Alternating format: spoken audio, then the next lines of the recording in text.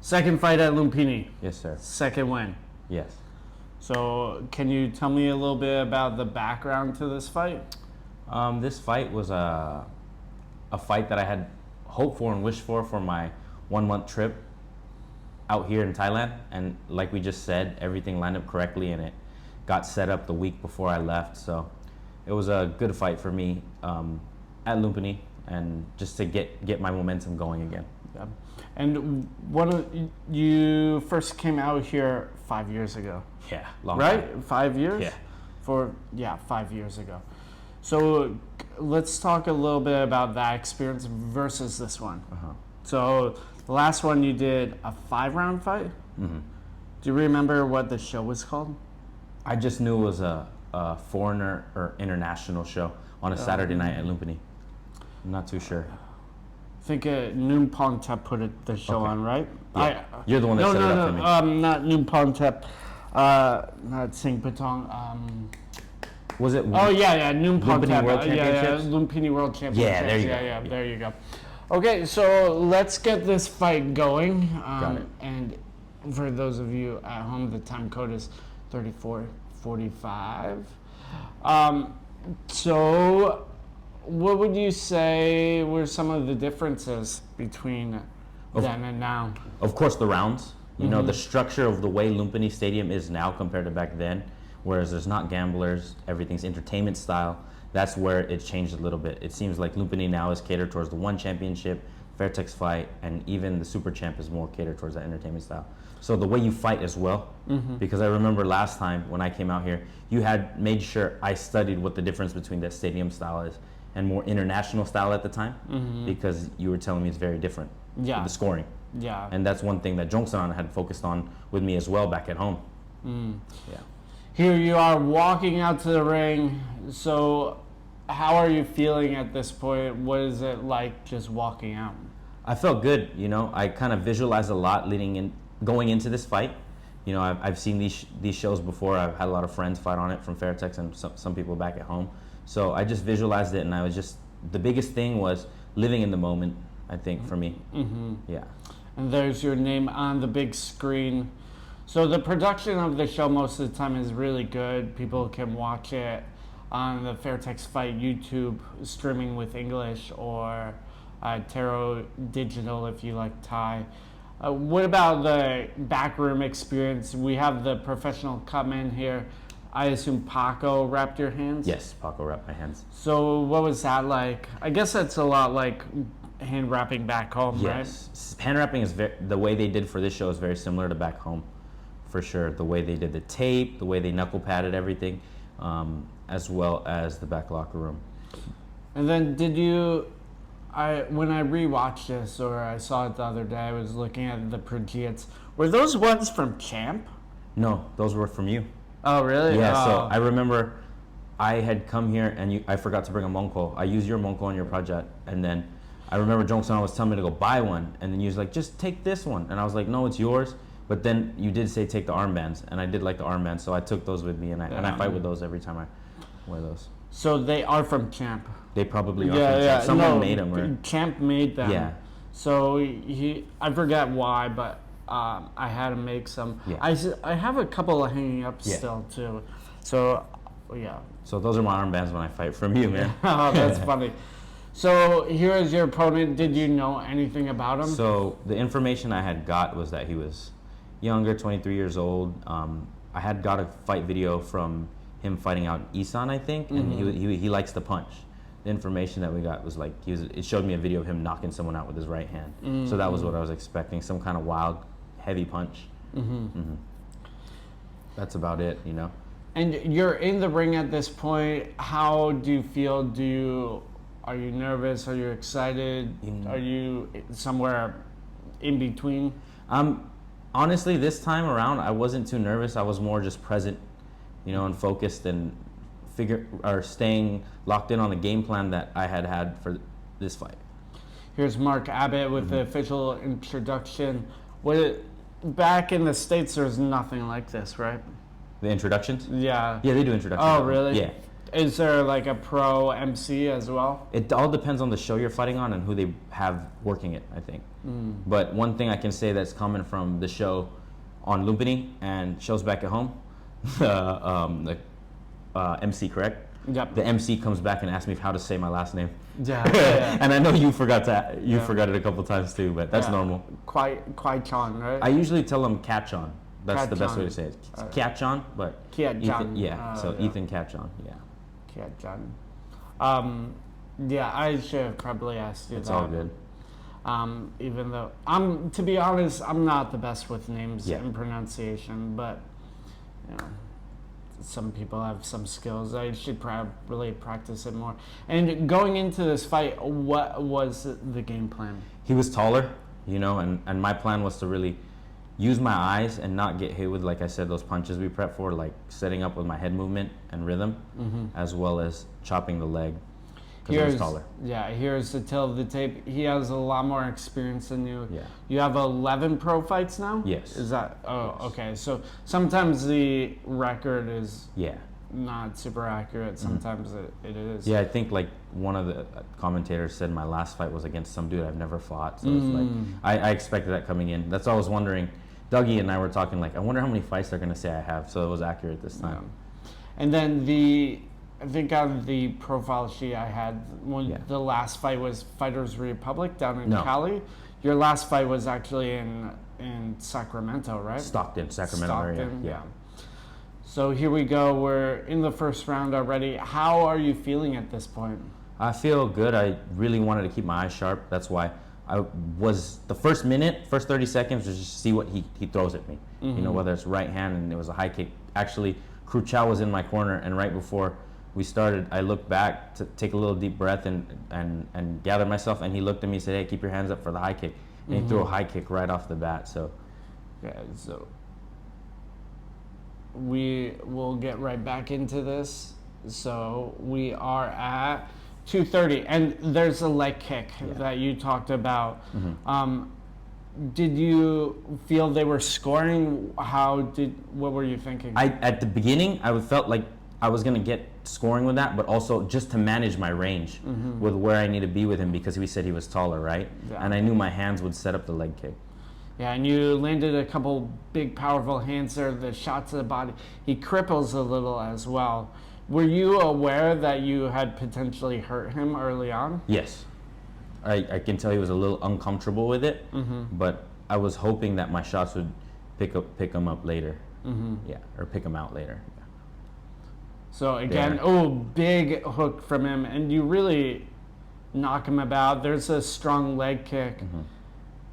You still, I feel like, stay at a pretty long range. Yes. Looking back at it, I'm assessing it more. He was wobbled right there. Yes. Looking back on it more, what? I could keep the pressure into it a little more, because I already have my distance from the hand and the kick. Instead of backing up, I need to step in a little more, even just stay there and inch by inch get closer. Yeah. Yeah.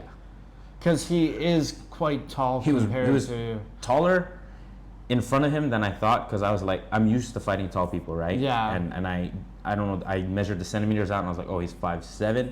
I fought guys that are taller than him, but looking back at it, I was like, yeah, he was tall.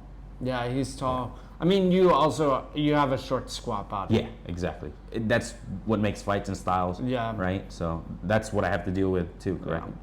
Yeah. But you're doing a good job landing these leg kicks. You see the weight of that leg, and sometimes you're landing the powerful overhand right. Yeah. So we're at 35 seconds to go, and you see like the corner there. Yeah. Screaming. Yeah. And again, a leg kick. That front leg is already damaged. Yes. You can see, at least for me, he's locking it a little bit. It's stiff, and then he's having a hard time moving it forward. He's like doing that stutter step. So with 30 seconds to go or so, did you feel like you'd won the round? Or? Yes, I felt like I had won the round. Yeah. Because I was just looking. Sometimes you think about like what are they doing to score as well, and I didn't think he did much. But like we said, the punches and the leg kicks were stopping him, right? And you said his legs were a little taken out. Yeah. In my opinion, and what I've seen is usually 6 to 8 leg kicks in one round Yeah. will show visible damage. 6 to 8. That's good to know. 6 to 8, and then for men your size. Yes. For women, actually, it's difficult to knock women out with leg kicks. Yeah. Just because of the body And differences. that's one thing after my last fight that Johnson and I had, or Nunziam actually had talked to me about, like, you got to utilize that more, you know, because of my build, you know. Yeah. I've always liked kicking high, but I have to use the leg kicks more. So that was one thing. Crazy with my trainer here, Noon, we focused on a lot of leg kicks. He loves the leg kick. That's good. What was Doug Malagone telling you in the corner? So he was just telling me, keep your hands up because of the crazy punches we were worrying about. And he said, you're doing good with that now. Keep chopping the leg and keep your head off the line when you're breaking the rhythm. Oh, with yeah. the jab and the shift, because I know that the kid was not used to that kind of movement, right? Yeah, he's so that's why. definitely not going to be used to any head movement. Yes, so that's what we knew right off the bat. Like, he would come off Thai style if he was fighting in the countryside, especially. But also, Doug said check the kicks because they score that still. Yeah, Yes. 100%. Yes. You can't do the block and punch. No, that scores. Yeah, so I understood that. I knew, like we said last time, fighting in Thailand, that was the big thing. Now this knee threw me off. Yeah. Yeah, he comes forward more with the knees, but there again, he's definitely hurt with the leg, and he's very, very scared of your punches. Yes. There, I should have kept the distance inch a little closer. Yeah. Right. Like it looks to me like you're giving him a lot of space for these long knees. Yes. To jump in. Yeah. So again, there's a beautiful leg kick. Yeah, but you also the leg kicks, in my experience, are cumulative. So you hit him twice there, and so the second one did damage. Yes. And now his leg is messed up, but you need like 5 or 6 more, like bang, bang, bang. Like a Liam Harrison. Yeah, style, like the Liam Harrison. Yeah. Like you go rabid with it, Yeah. unless you have like super powerful leg kicks where you can just go whack. Yeah, cut it off. Most people do not have that power. And I see it, you know? But like, I think there was a moment where I hit 3. I got hit in the nuts, but I remembered when he hit me, like, oh, it hurts. But Thailand, sometimes you get hit in the cup. I know that you got to keep fighting. They don't really stop they it. don't care. I know that, so. Yeah, Mark Abbott did a video recently where it's like, oh, you get hit in the nuts, it's still illegal blood. Yeah, exactly. So I knew that it hit me and it's like, oh, gather myself with focus, because if I let that get to me, I might give him momentum. Yeah. So you had him in the corner. See, his leg is so shot here. Yeah. And again, he blocked that last one, but...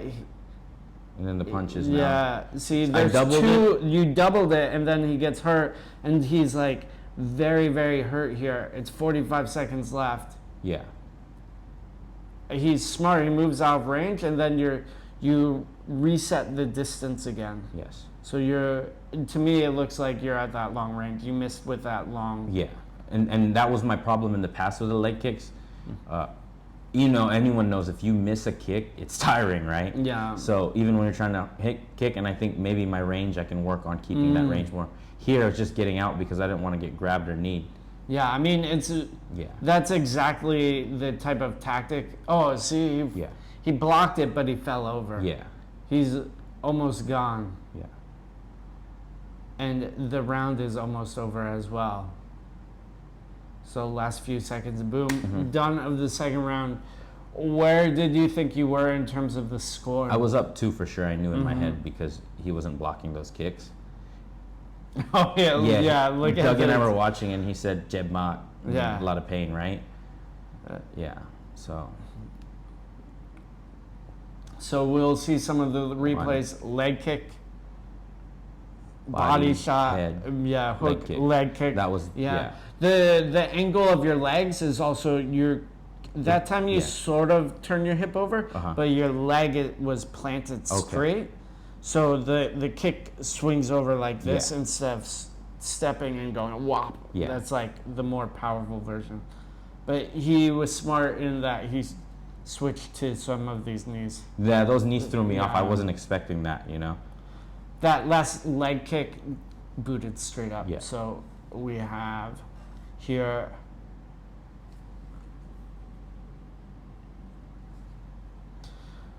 So we're right about to go back into the third and final round. There's Doug giving you water. What did he tell you? You're up, but don't give it back. Don't give him the lead. You know, you're up 2 rounds, but you never know. Try to push him a little more and see what you can do. Try to finish him. Yeah. He doesn't like the leg kicks, as both Chow and him have said. And Chow was saying change levels with the punches. Yeah, some of the body punches worked. Yeah. You start head hunting a bit here. Yeah. And it's smart from him to try and clinch up. He did do that more in the 3rd round. Yeah. Yeah. Or he did that for a lot of the 3rd round. But yeah, there see, you go, 3 there's kicks, right? 3 in a row, and he's almost done. Yeah. But And then he grabs me. He grabs. I go for the body lock and I try to get it to be broken. Yeah. Yeah. The body lock is a stall, and then it resets. Yes. Whereas, like, Right you here, need and then to I do it again. Yeah, you body lock. Push him off, and then whack, whack, Got it. whack. Yeah. Yeah. And then I back up. Yeah, see, you're backing up a lot when Then, you could potentially finish him. Like there, you moved away too much. Yeah. And so this is smart work from him because he's killing time, potentially tiring you out, like leaning on you. Also scoring with knees. Again, there's like the jump in. The weird, awkward angle. Yeah, That's what threw me off. It's a weird angle for sure. Yeah, long knee. Yeah. And what did the clinch feel like to you? It was more so because I was focused on my momentum going forward that when it came, I was like, try to get out of there so I can keep that momentum going forward. So it wasn't like he was strong or anything. But like you said, instead of stalling, I should have pushed off and then kicked.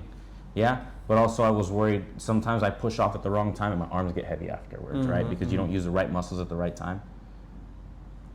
Yeah, and this tactic from him is tiring you out. Oh, you landed the spinning back elbow, and nice elbow there. Oh, spinning back elbow. That one was actually, I'll give that one to Doug because Doug said, hey, when he comes at you with that weird flare kind of move, just spin on him. So he called it. You were and I heard almost him. were almost ready to spin again. So I was like, okay, but then I knew that I set it up where I just reset. You know, don't keep spinning for no reason. Now it'd just be stupid. Yeah, 1 minute left. There. And see these. There you go. Now you go, Ethan. And then I gotta push more. Yeah, and you stop with the leg kicks. You're pointing at it, but I don't do anything. Yeah, you're staying too long. It's good right hand. He did take a lot of shots that I thought like, I threw a lot into that. Like my right hand and my left hook. Yeah, you landed the leg kick. You see Doug in the corner being like, go. You can finish it. I gotta push more. Yeah, 17 seconds left. Another spin. Yeah. Because he did some kind of weird move. Yeah. Now just keep it. Yeah, you start moving around, dancing. Yeah. Like you're Johnson on or something. So, end of the fight, how were you feeling? I was happy, you know. I felt good, you know. I stuck to the plan, but for me, I'm never satisfied, even if I have a performance like this where I would beat a guy 3 rounds, you know. There's always, I think for me with Muay Thai, there's always room for improvement, you know. So looking back at it, I was happy in the moment, but right after I got out the ring, I was like, oh crap, I should have done better. Yeah, I mean, I think you really should have been able to knock him out. I agree with that. You know, I was thinking about the last couple of days. Yeah, I think that, you know, I've seen you perform before, and I thought he's not that good. Yeah. And the performance it was okay, but it was like, you didn't go in for the kill. Like, it was like, you definitely did enough to win, but just coasted by. Yeah, you just coasted by. Even the last 30 seconds where you're like, I should have just kept going. You were like, I've done enough to win. I'm cool. How confident were you that you'd won? I knew, I for sure knew I won all 3 rounds. Yeah. Because of the amount of leg kicks that were landing. But yeah. And showing off your guns. And there you are, the winner. So, wrapping this up, what do you think were some of the big takeaways from the fight? I think for me, the reason why I came out here to fight is just to keep my momentum going and stay more active, and that way I can get better. So taking away from this fight, I know that the distance management of after I land the combination with the pressure and having opportunities to finish someone, I have to see it more. You know, I think that's one thing I take away from this fight. Could have finished him with the leg kicks easily, maybe even in the first or second round, if I was more aware of it. But those are things that those are things that I need to work on.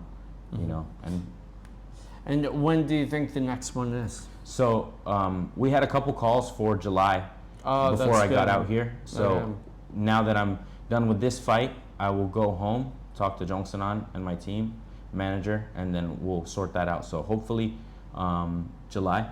Okay. And if we want to follow along with your journey, where should we follow you? You guys can follow me on Instagram. That is going to be Ethan Quiachon, or at Ethan with 5 E's. And I'll put that right there. Perfect. Okay, thank you so much. Thanks, Matt.